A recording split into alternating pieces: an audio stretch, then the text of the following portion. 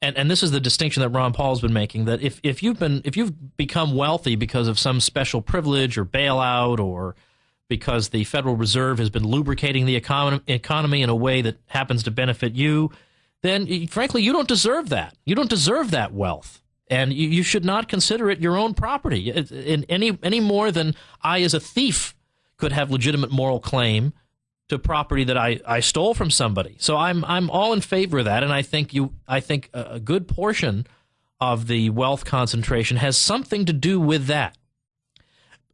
But at the same time, I think there is a reason that wealth concentration is the way it is, and that it might grow. Part of the reason is globalization. So let's say I've got a firm, and I used to have 200,000 domestic customers buying my product.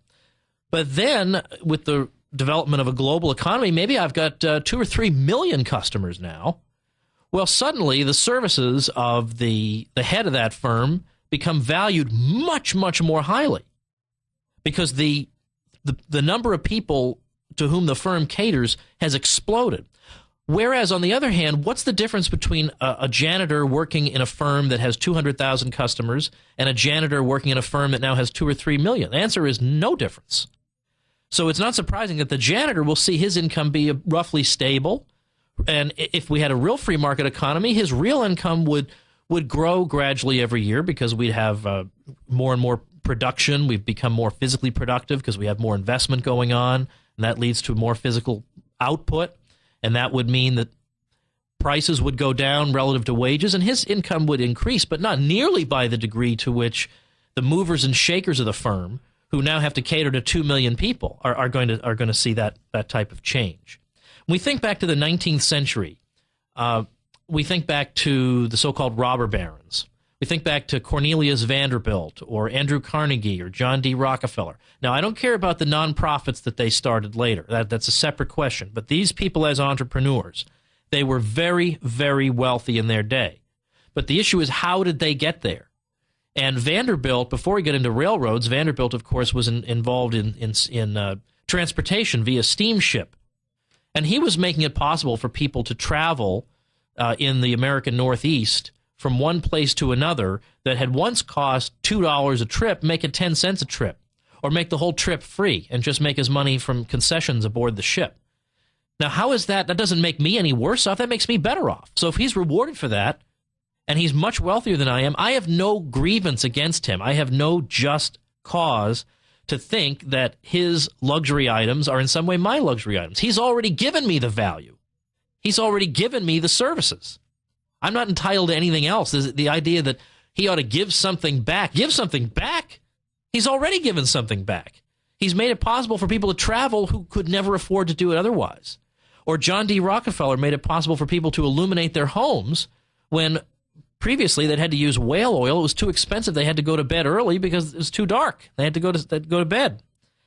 Things like that. Taking the price of kerosene down from $1 to 10 cents. Or taking the price of steel rails down from $160 a ton to $17 a ton.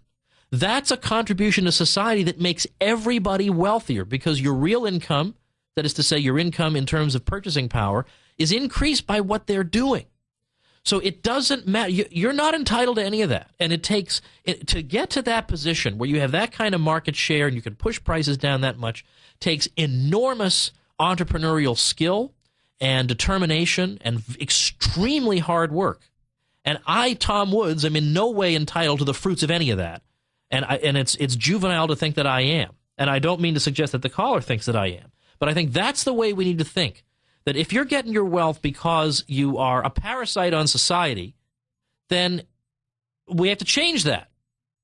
But if you're contributing to society, why would we want to penalize that? Somebody who contributes, somebody who's going to plow most of his profits back into the business to further capitalize himself, to make himself more physically productive, that's the means by which Americans become wealthier. Our purchasing power increases because the sheer amount of stuff available increases, and that increases because investment in capital equipment increases. That's the way we need to think, not in terms of distribution, that wealth distribution is skewed. There is no distribution on the free market. The whole concept of distribution makes no sense. On the free market, all we have is exchanges. I sell something to you, you buy it from me. I buy something from you, you sell it to me. That's all we have is a series of exchanges, a series of property owners engaging in exchanges of property titles. That's all we have. There is no mechanism of distribution whatsoever. So to speak in terms of a just or an unjust distribution doesn't make sense because there is no distribution. Now, of course, there is distribution if the Fed is handing you a bailout. So again, I concede this point happily, and it's not merely a concession. I shout from the rooftops that particular point. But so to think in terms of what would my ideal ratio be I think it's not the right way to think. And moreover, it's not that there's this fixed amount of wealth sitting there and wicked people skulking around the edges of the night, in the middle of the night, go out there and grab 90% of it. And then we wake up and say, hey, what happened to all the stuff? Of course, there isn't just some pile. That when people have an enormous amount of wealth and they've gotten it through innovation, through a new consumer product, or whatever, it's because they added wealth. They created something that wasn't there before. Or they made the production process more physically efficient than it was before. And that makes it possible for wealth to be created so that everybody is better off. And so, and then we have to get to the question, all right, well, suppose we got to a point someday where everybody has a yacht. Everybody has a yacht, but some guy has 50 yachts and I have only one. At that point, do we say that the absolute amount of wealth in the society is so great that who cares about the distribution?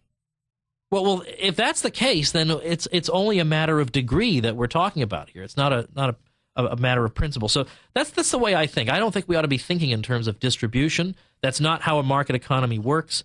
And when you think about a product like the Kindle, like Pat Buchanan was talking about this, there was no guarantee for whoever developed the Kindle, no guarantee that was going to take off. It was entirely possible the American public would say, what?